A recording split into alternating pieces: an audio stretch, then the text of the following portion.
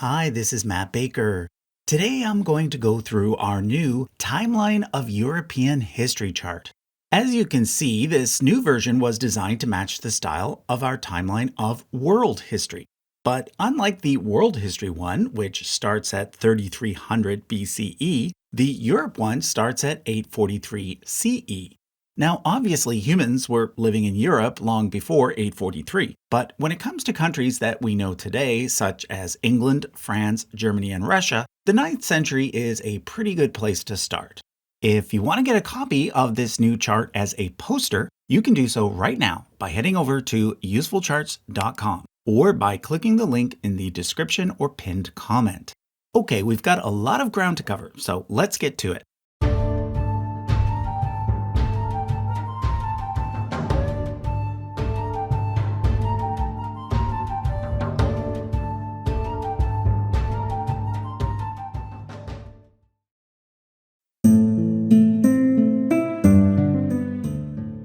At the start of the 9th century, there were really only three highly developed civilizations in Europe: the Islamic Emirate of Cordoba in Spain, the Empire of Charlemagne, Charlemagne being the guy who claimed to have resurrected the Roman Empire in the West, and the Byzantine Empire, which was what remained of the Roman Empire in the East. Everything else was under the rule of either petty kings or local chieftains. For example, England at the time was divided into a bunch of different Anglo-Saxon kingdoms, and in what is today Ukraine and Russia, the East Slavs had arrived but had not yet created a formal state. Now, the reason why this chart begins in 843 is because that's the year that the Empire of Charlemagne was divided between his three main grandsons in what's known as the Treaty of Verdun. Charles the Bald received West Francia, which would go on to evolve into France. Louis the German received East Francia, which would go on to evolve into Germany. And Lothair inherited Middle Francia, which would be further divided just 12 years later. So 843 is basically the starting point for both France and Germany, arguably two of Europe's most important countries. But like I say, Middle Francia didn't last long. It was quickly divided into Lower Burgundy, basically the Provence region of France, the Kingdom of Italy, which was actually just northern Italy, and Lotharingia, which included the Low Countries. Of these three, Italy was the most important, as well as the most fought over, as it came with the title of emperor. It was during this very turbulent time in Italy that the Saeculum Obscurum took place, a sort of dark age for the papacy, when it was controlled by a single corrupt family. Over in East Francia, the Carolingian dynasty quickly died out, resulting in the monarchy becoming an elective position instead. At this point, the region of Upper Burgundy became independent, eventually merging with Lower Burgundy. However, East Francia gained Lotharingia instead, and then, even more importantly, Italy. Thus, in 962, the Kingdom of East Francia and the Kingdom of Italy united to become the Holy Roman Empire, a state that would exist for the next 844 years, the first emperor being Otto the Great. Then, a little while later, under Conrad II, a third kingdom was added as well, the Kingdom of Burgundy. So, in the end, all three parts of Middle Francia ended up being combined with East Francia. As for West Francia, well, the Carolingians eventually died out there as well, resulting in a nobleman named Hugh Capet being elected king.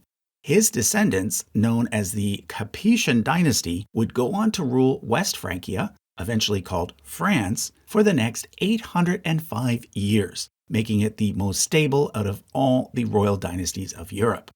Okay, let's now jump over to the Byzantine Empire, because even though Charlemagne and his successors claimed to be the true continuation of the Roman Empire, the Byzantines claimed this as well. And in fact, they had the better claim, as the Roman Empire in the East never actually fell. They didn't even ever call themselves Byzantines. They were simply the Romans. The term Byzantine is just a convention invented by later historians. Anyhow, in 876, the Macedonian dynasty came to power in Constantinople, and this ushered in a sort of golden age for the Byzantines. For example, one of their early emperors, Leo VI, recodified Byzantine laws, and then later emperors reconquered Crete, Cyprus, Thrace, and Syria. Also during this time, the Bulgars to the north became Christian, and under their leader, Simeon I, built an empire that started to rival the Byzantines. However, the Byzantine emperor Basil I eventually conquered them as well, marking the peak of the Byzantine Golden Age. Another nearby people group that interacted with the Byzantines at this time were the Rus, who built a Christianized state around the city of Kiev. We'll come back to them in a bit, but for now, let's move over to Spain, which had been conquered by Muslims about a century before the start of this chart. There, the Emirate of Cordoba had been established, which eventually became the Caliphate of Cordoba. In the year 1000, Cordoba was likely the largest city in the world, not to mention one of the most advanced and cultured. However, to the north, a small Christian state known as the Kingdom of Asturias, which had held out against the Muslim conquests, started to expand under Alfonso the Great, eventually becoming known as the Kingdom of Leon. Also, the nearby Basque people eventually formed the Kingdom of Pamplona, later known as Navarre. Under Sancho the Great, they managed to defeat Leon, and then after Sancho's death, the Christian areas of Spain were basically divided into 4 kingdoms, becoming Castile, Leon, Aragon, and Navarre. Now, before I move down any further on the timeline, there's one last area that we need to get caught up on: Scandinavia and Great Britain. The 9th century is when the Viking Age really started to take off, with the legendary figure Ragnar Lodbrok being placed somewhere in that century. According to legend, it was his son, Ivar the Boneless, who led the Great Heathen Army in their invasion of England in 865. Like I mentioned earlier, England at this time was not united, but instead consisted of a bunch of independent Anglo-Saxon kingdoms. The Vikings conquered one of these in the north and set up the Kingdom of York there. In response, one of the Anglo-Saxon kings, Alfred the Great, united all of the other kingdoms so that they could better defend themselves. This is what set the stage for what would soon become the Kingdom of England, particularly after York was recaptured from the Vikings. But the Vikings had also established kingdoms in Norway, Denmark, and Sweden. And in 1016, a Danish king known as Canute the Great managed to conquer all of England, and eventually Norway as well, creating what historians nowadays call the North Sea Empire. But that empire did not last very long once Canute died, so England once again became independent, as did Norway. Now, I should point out that one area that was not a part of the North Sea Empire was Scotland. It had formed as a distinct kingdom when Kenneth MacAlpin conquered the Picts and basically united them with the Scots. Around the time that the North Sea Empire collapsed, there existed a real king in Scotland named Macbeth, upon whom the famous Shakespeare play was based. Then, of course, there was the arrival of the Normans in England. The Normans were a Viking group that had invaded and settled in northern France back in the 10th century.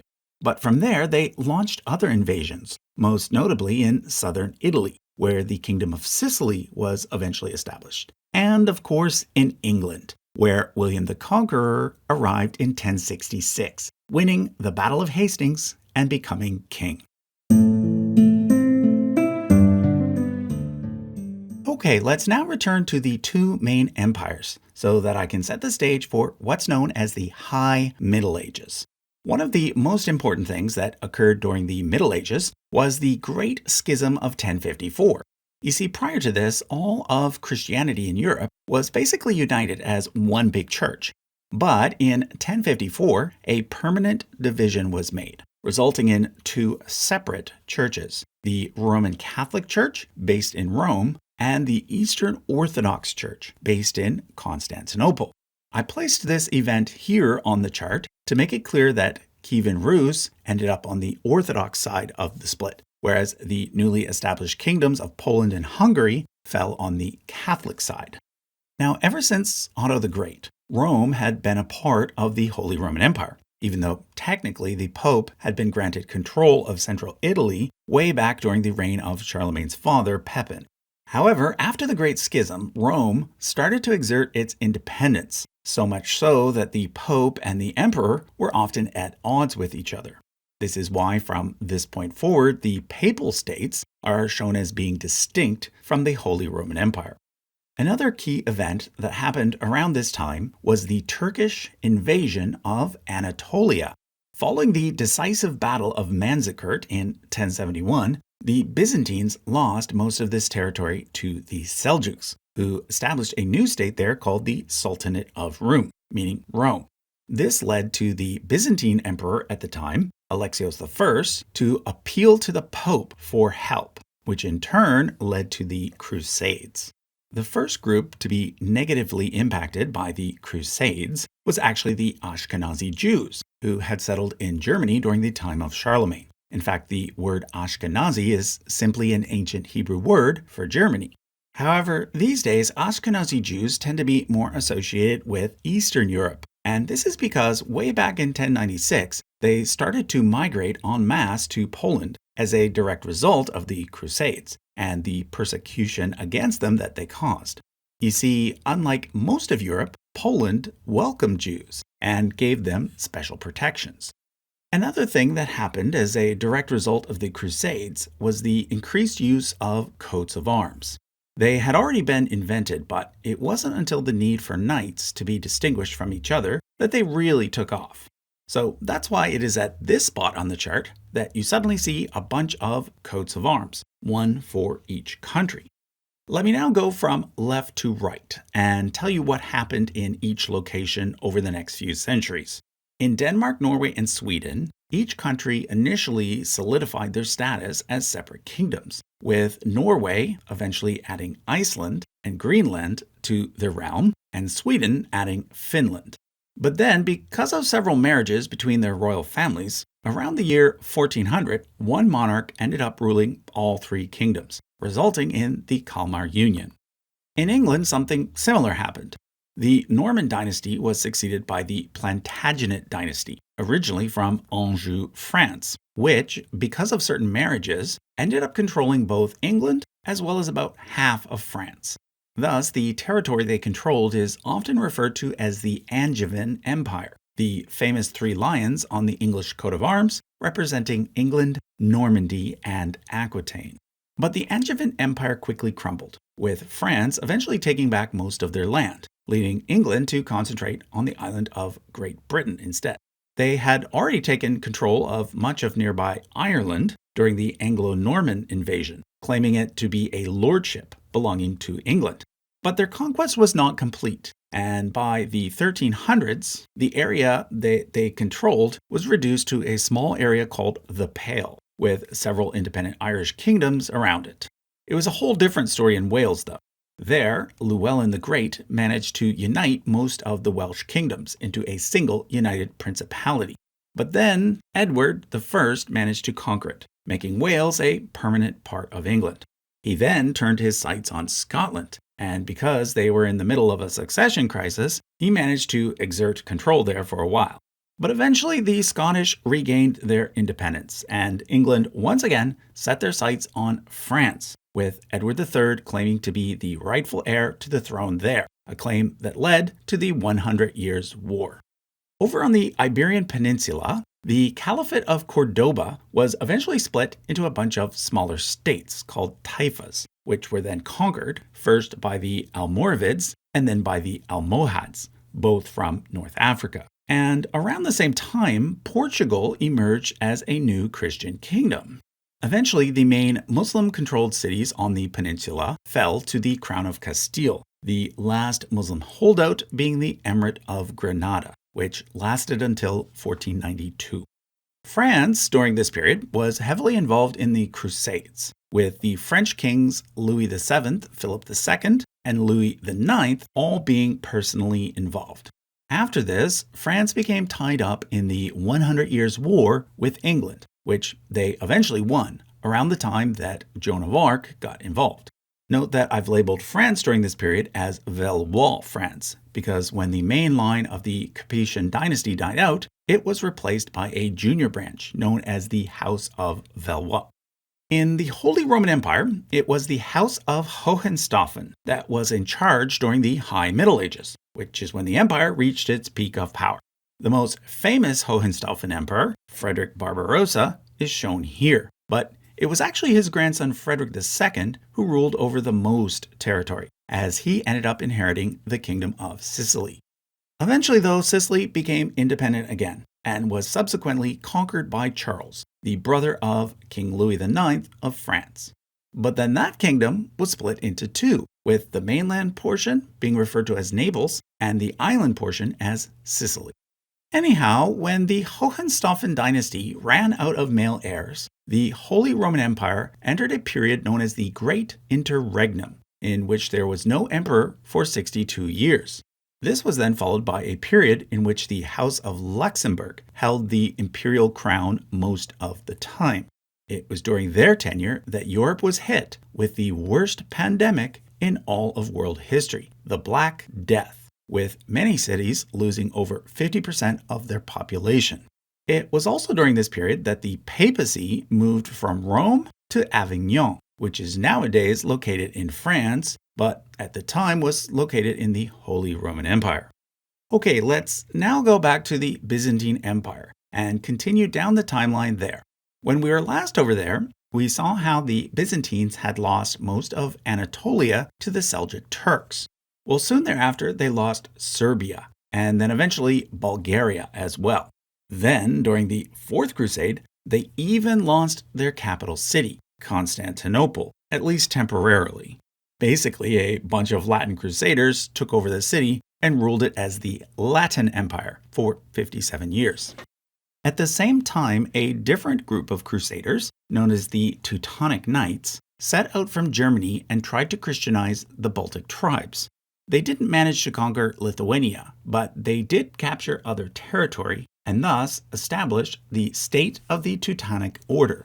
But pretty soon there was a different enemy to worry about, because during the 1230s and 1240s, the Mongol invasions reached far into Europe, ravaging Bulgaria, Serbia, the Rus, who had now divided into two main states, Lithuania, Poland, and Hungary. As a direct result of these invasions, the Pope gave the title of king to Mindaugas of Lithuania, as well as to Daniel of Galicia-Volhynia, in exchange for their promises to help fend off further Mongol incursions. Around the time of the Black Death, a lot of changes took place in the landscape of Eastern Europe. Poland reunited, and after a brief union with Hungary, ended up uniting with Lithuania instead. Earlier, they had each captured land from Galicia-Volhynia, so basically, together they were now the largest power east of Germany. But even further east, a new power was growing that would eventually overtake them, Moscow. You see, the main Rus city had moved from Kyiv to Vladimir, and then from Vladimir to Moscow. Obviously, we'll be coming to Moscow later. But for now, let me point out a few things that happened in Southeast Europe. First, the Seljuk Turks were eventually replaced by the Ottoman Turks. Serbia flourished for a while, even calling itself an empire, but then it fell to the quickly growing Ottomans. Next to fall was Bulgaria. But then in 1453, we get what's probably the most important event on this chart so far, the official end of the Roman Empire after 1,480 years.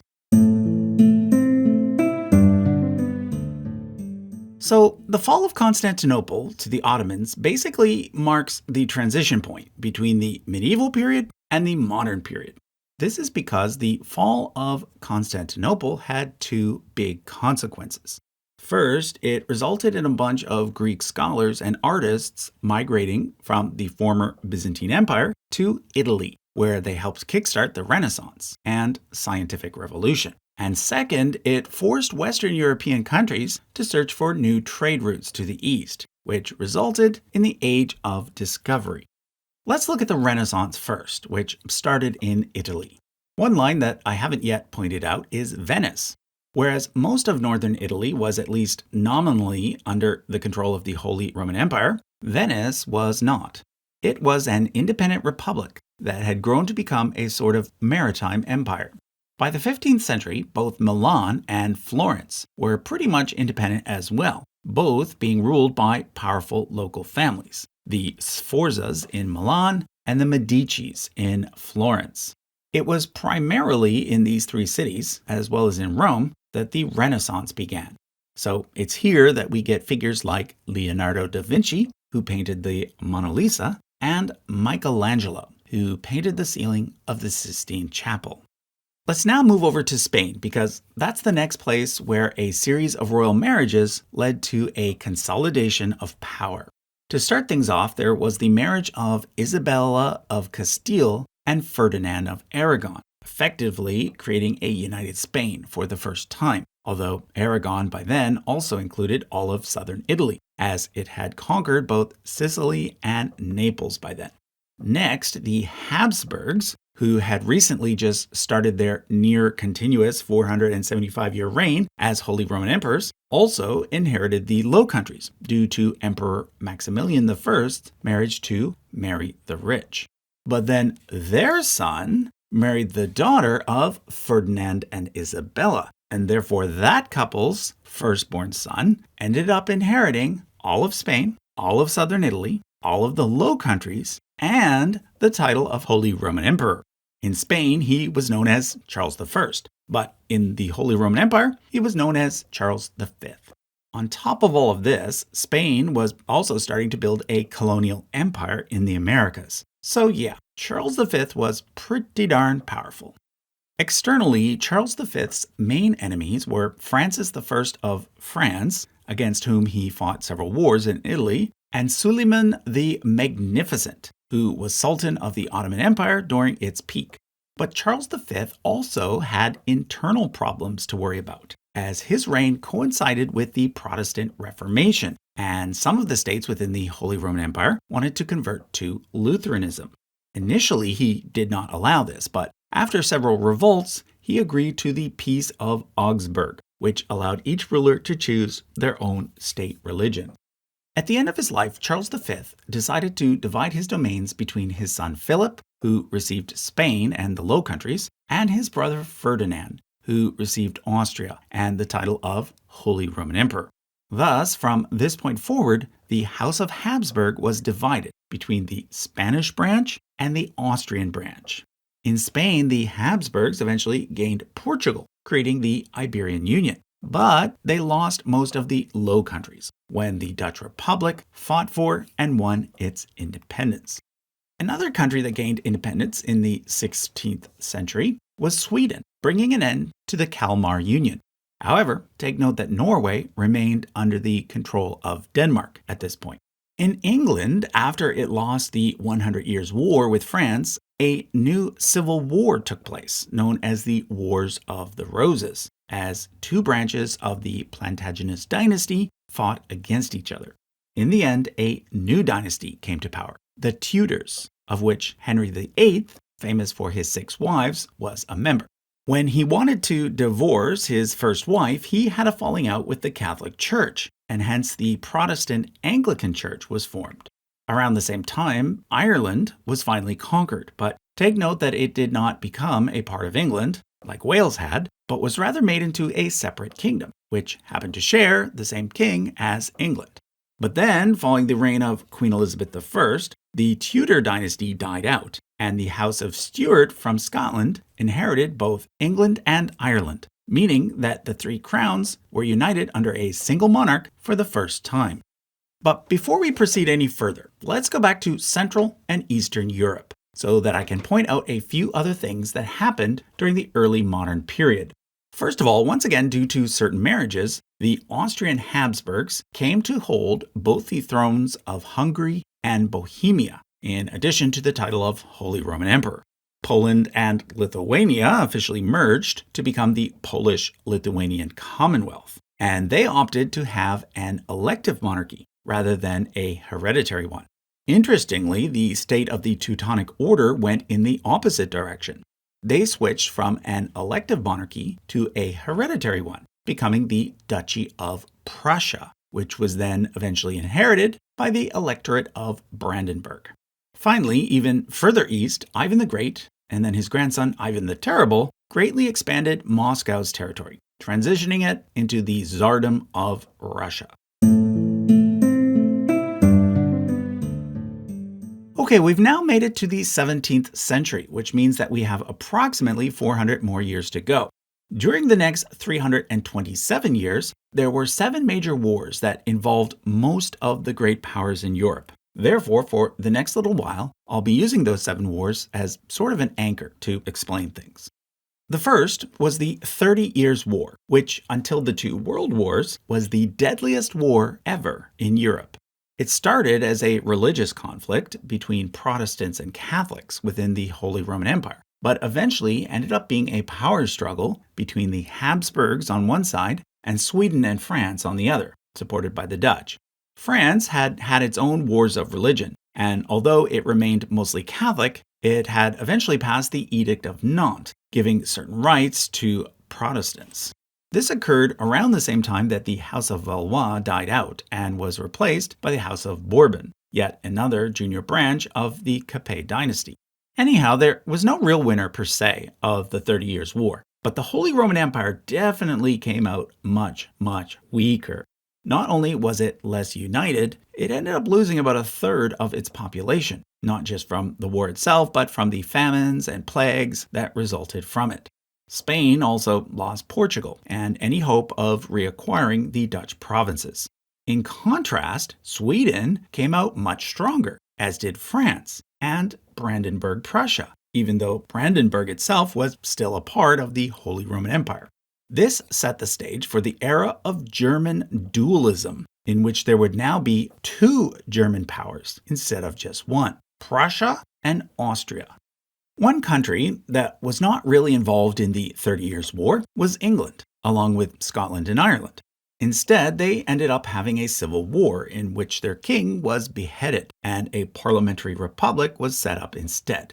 However, this did not last long, and 11 years later, the monarchy was restored, with England and Scotland eventually merging to become Great Britain. Another country that stayed out of the 30 Years' War was Russia. They had just come out of their time of troubles, a period between the end of the old Rurikid dynasty and the beginning of the new Romanov dynasty. Under the Romanovs, Russia expanded all the way to the Pacific Ocean and would continue to grow in power while Poland decreased. The next big European war was the War of the Grand Alliance. This alliance, which was made up of Great Britain, the Dutch Republic, and the Holy Roman Empire, was formed in order to counterbalance the growing power of France under Louis XIV, aka the Sun King, who saw himself as an absolute monarch and had revoked the Edict of Nantes, leading most Protestants to flee his country. Once again, there was no clear winner in this war. Instead, just 4 years later, a new war began, the War of the Spanish Succession. This one was caused by the fact that the Spanish Habsburgs had died out in the male line, and therefore the throne of Spain had to pass to a female line. But there was a big problem. The most senior descendant in a female line was also heir to the French throne, meaning that Spain and France would be united, creating a new superpower. Thus, the same Grand Alliance from last time got together again to fight France.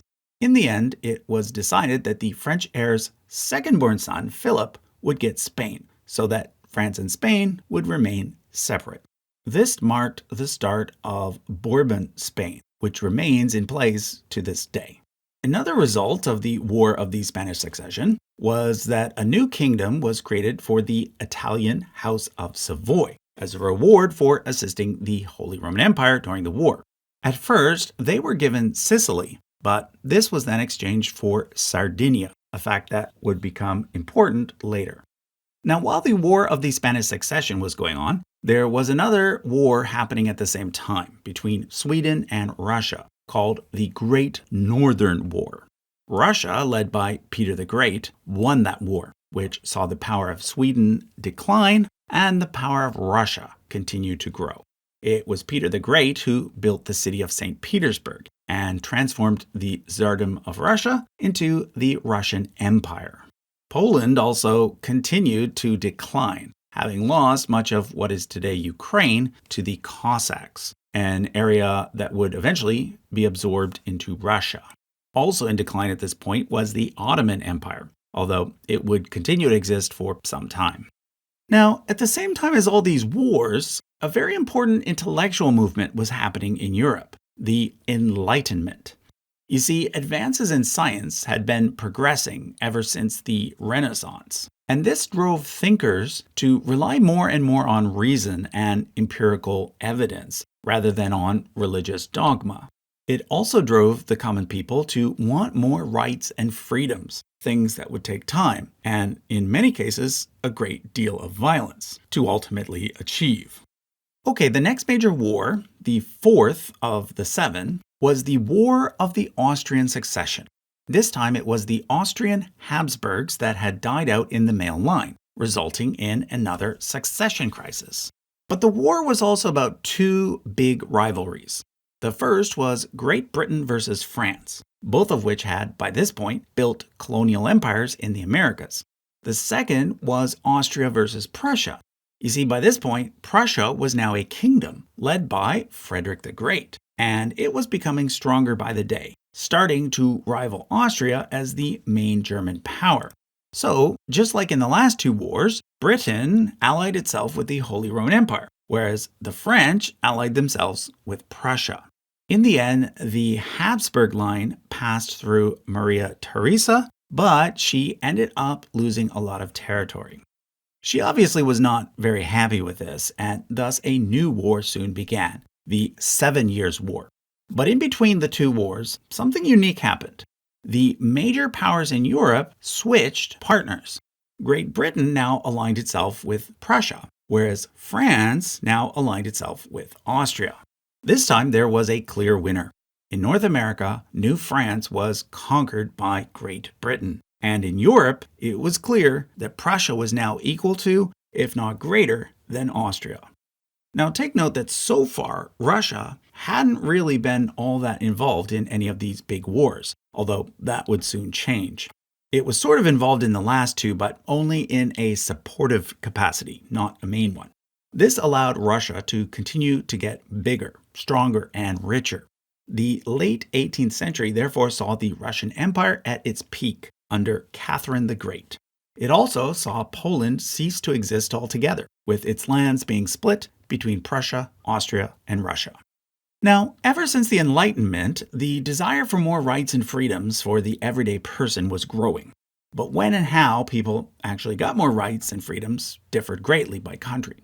For example, in 18th century Denmark, they still had an absolute monarchy, to this law here, whereas in Great Britain, they now had a constitutional monarchy, in which an elected parliament held a good amount of power. Well, France was one of those places where there was still an absolute monarchy. This led to the French Revolution, during which the people cut off the king's head and declared a republic. But democracy in France had a bumpy start, to put it mildly. That's because soon after the revolution, this guy here, Napoleon Bonaparte, seized power and built an empire that included not only France, but also Spain, the Dutch Republic, most of Italy, and Poland. However, perhaps most important of all, his victories in Germany led to the final breakup of the Holy Roman Empire, a state that had existed for over 800 years. In its place, the Confederation of the Rhine was created, with Prussia becoming independent and the Habsburg lands becoming the Austrian Empire. Now, obviously, all of the other major powers in Europe were not happy with Napoleon's growing empire, and therefore they got together to try and take him down. Between 1792 and 1815, 7 coalitions were formed, some against the French Republic, pre-Napoleon, and some against the French Empire, post-Napoleon. On this chart, I've combined everything together as the French Revolutionary and Napoleonic Wars. Basically, this big conflict pitted France against Great Britain, Austria, Prussia, and Russia. In the end, what led to Napoleon's downfall was his failed invasion of Russia in 1812. By 1815, he was finished, leaving Europe looking very different than it had before he came to power. Let me go from left to right and show you all the changes. First of all, Denmark lost Norway to Sweden, although Norway eventually achieved independence. Great Britain finally merged with Ireland to form the United Kingdom, and Portugal eventually abolished its monarchy. France initially restored the House of Bourbon before switching to a constitutional monarchy instead, led by a more junior branch of the royal family known as the House of Orléans. But then they got rid of that, establishing another republic, which was then quickly replaced, like last time, with another empire, this time led by Napoleon III. But then finally, after losing a war with Prussia, they decided to get rid of kings and emperors for good, and have been a republic ever since. In the Low Countries, 3 new countries were formed: Belgium, in what had previously been the Habsburg-controlled parts of the area, the Netherlands, in what had previously been the Dutch Republic, and Luxembourg, a very small state that had once been a part of the Holy Roman Empire. Italy remained divided into a bunch of small states, but then through a series of wars eventually united as a single country, led by the House of Savoy, who had previously been kings only of Sardinia. This even included the Papal States, which led to a period in which the Pope refused to leave the Vatican, a situation that was later fixed with the creation of Vatican City. A similar thing happened in Germany, with all the various independent states eventually unifying into the German Empire, led by Prussia. Austria, however, was not invited to join, and therefore they formally merged with Hungary instead, creating Austria-Hungary. Finally, over in the Ottoman Empire, where things had been in decline for quite some time, several countries eventually got their independence, including Romania, Bulgaria, Greece, and Serbia. Now, before I move on, I have to point out that the time between the Napoleonic Wars and World War I was also a time of great change in terms of technology. For example, if Napoleon had lived just a few decades longer, we'd probably have a photograph of him today. You see, it was just after Napoleon that the Industrial Revolution really took off. And by the end of the 19th century, Europe suddenly had railways, electricity, telephones, sewing machines, and much, much more, soon to be followed by things like airplanes and cars. Which brings me to the 2 world wars. World War I, or the Great War as it was called at the time, saw Great Britain and France allied together for the first time ever, against both the German Empire and Austria-Hungary. Italy and Russia joined the British-French side, whereas Bulgaria and the Ottomans joined the German side. As I'm sure you know, the British-French side won, which led to the end of the German Empire, the abolishing of all the various German monarchies, and the dissolution of Austria-Hungary. Lots of new countries appeared on the map, such as a once again independent Hungary, Czechoslovakia, a newly recreated Poland, the Baltic states, although they would soon be absorbed into the Soviet Union, Yugoslavia, which was formed by combining Serbia, Croatia, and a few other states, and finally Turkey, due to the end of the Ottoman Empire. Also very important to note is that near the end of World War I, the Russian Revolution took place, resulting in the end of the Russian monarchy. But in Russia, things went in a very different direction. The Russian Empire didn't break up like Austria-Hungary did, but rather reorganized itself as the Soviet Union, which was comprised of a bunch of communist republics, united together under a single leader. Oh, and there was actually at least one more new country that I should point out, Ireland, which fought for and finally won its independence from the UK, except for Northern Ireland. In Germany, a parliamentary republic was created, but it was very unstable, which of course led to the rise of the dictator Adolf Hitler, who started World War II. This time, Italy was allied with Germany, and together they ended up controlling most of the European continent. Nazi Germany also perpetrated the worst genocide in all of European history, murdering around 7 million Jews. But as I'm sure you know, in the end, Russia and the UK, with the help of the US, defeated Nazi Germany. And therefore, once again, the map of Europe was redrawn. So, after the war, Germany was divided in 2, based on which allies controlled which part. West Germany became a parliamentary republic, whereas East Germany became communist. And not only East Germany, the Soviet Union basically turned Hungary, Czechoslovakia, Poland, Romania, and Bulgaria into communist states as well, essentially dividing Europe into two parts, with a so-called Iron Curtain down the middle. Take note that post-World War II, Italy, Romania, Bulgaria, Yugoslavia, and eventually Greece all abolished their monarchies. Spain had actually abolished its monarchy before World War II during the dictatorship of General Franco, but after he died, it was restored. Thus, Europe currently has 7 kingdoms left: Denmark, Norway, Sweden, the UK, Spain, Belgium, and the Netherlands, as well as a few smaller monarchies like Luxembourg. Now, the most important event in post-war Europe was the fall of communism, which led to the reunification of Germany and the breakup of both the Soviet Union and Yugoslavia. At this point, lots of new countries were created, such as Lithuania, Latvia, Estonia, Belarus, Ukraine, Slovenia, Croatia, and Serbia. Czechoslovakia was also split into Czechia and Slovakia.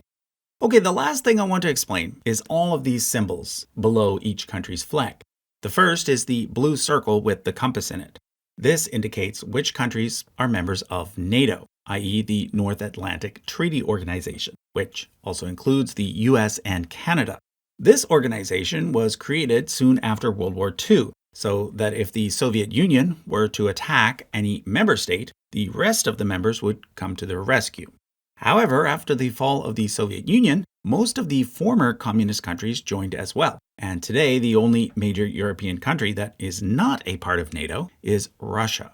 Ukraine wants to join NATO, but Russia doesn't want this to happen, which is one of the things that led it to invade Ukraine in 2022, resulting in the biggest war in Europe since World War II, and one that is still ongoing. The next symbol, the star, represents which countries are a part of the European Union, or EU. The EU isn't a country, but rather a collection of countries that have all agreed to work together, particularly when it comes to economic matters, although its goal is also to promote peace and to ensure human rights. Generally speaking, borders are open between EU countries, allowing citizens to travel freely, although there are a few exceptions. Because of Brexit, which is when the UK left the EU, Ireland no longer has an open border with other EU countries, as it has opted to maintain an open border with the UK instead. In addition to this, Norway, Vatican City, Switzerland, and a few other countries do have an open border with the EU, even though they themselves are not members. Finally, the last symbol represents which countries use the common currency known as the euro. Okay, so that was a look at the last 1,182 years of European history. Once again, to get a copy of the chart as a poster, just head over to usefulcharts.com or click the link in the description or pinned comment. Thanks for watching.